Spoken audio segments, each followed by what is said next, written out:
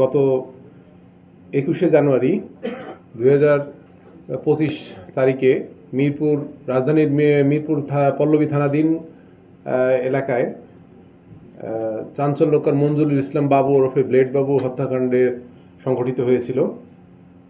সেই হত্যাকাণ্ডে সংঘটিত হওয়ার পর থানা পুলিশের পাশাপাশি গোয়েন্দা মিরপুর বিভাগ তদন্ত শুরু করে।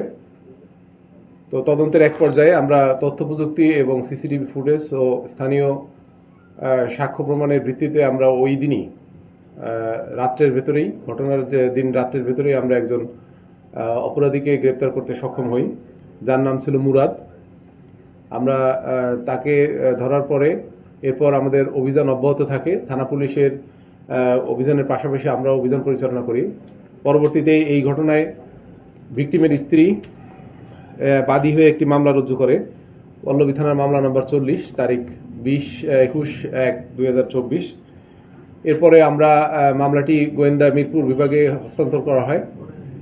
এই মামলার সূত্র ধরে আমরা এর পরবর্তীতে প্রত্যক্ষদর্শী এবং আরও অন্যান্য গোপন সংবাদের ভিত্তিতে আমরা গত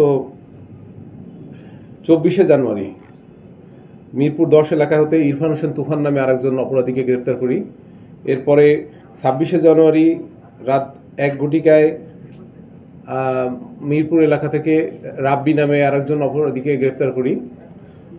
সর্বশেষ গত রাত 29শে জানুয়ারি দিবাগত রাত 1 ঘটিকায় গোপন সংবাদের ভিত্তিতে জানতে পারি যে এই হত্যাকাণ্ডের যে মূল আসামি, যে ওই প্রত্যক্ষভাবে শারীরিকভাবে তাকে আঘাত করেছে এবং স্টেপ ডাউন করেছে, সেই আসামি দুজনই মুন্সিগঞ্জ জেলার টঙ্গিবাড়ি থানায় অবস্থান করছে। এই খবর পেয়ে আমাদের মিরপুর বিভাগের অতিরিক্ত উপপুলিশ কমিশনার গোয়েন্দা জনাব সোনার হলি তার নেতৃত্বে ডিবির একটি চৌকস দল সারা রাত অভিযান চালায় এবং মিরপুর মুন্সিগঞ্জ জেলার টঙ্গিবাড়ি থানা এলাকা হতে এই মামলা 3 এবং 4 নম্বর এজাহারনামী আসামি রাজন এবং রনি, যারা আপন দুই ভাই, তাদেরকে গ্রেপ্তার করতে সক্ষম হই। পরবর্তীতে রনিকে জিজ্ঞাসাবাদ করে এবং তাকে ব্যাপক জিজ্ঞাসাবাদের এক পর্যায়ে তার দেখানো মতে মুন্সিগঞ্জ হতে পল্লবী থানায় স্বপ্ননগর নতুন রোডের বাদশা মিয়ার চায়ের দোকানের সামনে টিনের ব্র্যান্ড নিচে, যেখানে ব্যবহৃত চায়ের স্তূপের ভিতর থেকে এই হত্যাকাণ্ডে ব্যবহৃত যে সুইচ গিয়ারটি, চাকু সদৃশ যে সুইচ গিয়ারটি, রক্তমাখা চাকুটি আমরা উদ্ধার করতে সক্ষম হই। এই মামলায় মোট এজাহারনামী আসামি ছিল 20 জন। এর মধ্যে আমরা অন্যতম যারা এই মামলায় প্রধানতম যারা হত্যাকাণ্ডে সরাসরি অংশগ্রহণ করেছে, তাদের মধ্যে মোট 6 জনকে আমরা ইতিমধ্যে আইনের আওতায় আনতে সক্ষম হয়েছি এবং আমরা বাকি যে আসামিগুলো আছে তাদেরকে আমরা ধরার জন্য অব্যাহত আছি। আমাদের অভিযান অব্যাহত আছে।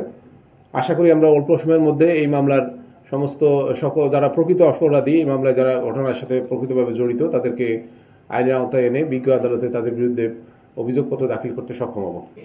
এই হত্যাকাণ্ডে আমরা তদন্ত করতে যাই জানতে পারি যে এই তাদের মধ্যে রাজন যে গ্রুপটা এবং যে ব্লেড বাবু, এদের মধ্যে এলাকার আধিপত্য প্লাস হচ্ছে কিছু ওই এলাকার কিছু টাকা পয়সা, মানে বিভিন্ন ধরনের অপরাধের সাথে জড়িত বিভিন্ন বিষয়ের যে আর্থিক বিষয়গুলো নিয়ে এদের মধ্যে দ্বন্দ্ব ছিল এবং এই দ্বন্দ্বের এক পর্যায়ে তাদের মধ্যে কথা কাটাকাটি হয় এবং এরপরে তারা একে অপরের সাথে ধস্তাধস্তির এক পর্যায়ে তিনি হত্যাকাণ্ডের শিকার হন, ব্লেড বাবুর হত্যাকাণ্ডের।